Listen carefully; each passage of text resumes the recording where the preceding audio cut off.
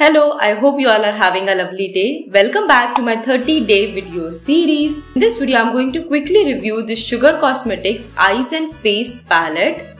So eyeshadow, contour, blush, highlight, you get all of this in just one palette. So this beautiful palette comes with 6 different eyeshadow shades, 1 highlighter, contour and blush shade, and these small brushes.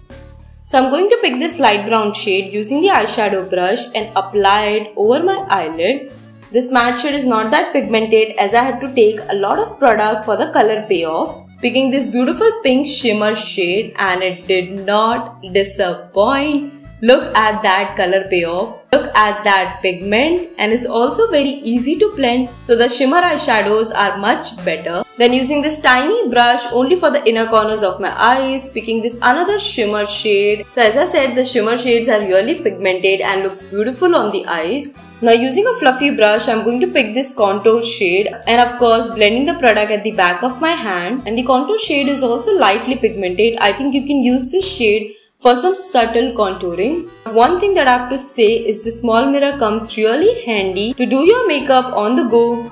So for me, the contour shade was quite okay. Now it's time for the blush. So picking up this blush shade and OMG, there is no pigment at all.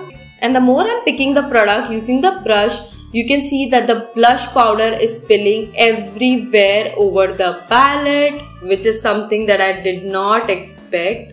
And once again, even after taking such a good amount of the product, there is no pigment at all. The blush did us really bad. I mean, I was so excited because of the shimmer eyeshadows. So finally, after taking lots and lots of product, there is some amount of blush on my face. So now I have really less hopes with the highlighter. But look at that, the highlighter is quite impressive. I'm loving the glow that it is giving to the makeup. So I feel like the one thing that they have nailed in this palette is all the shimmer shades.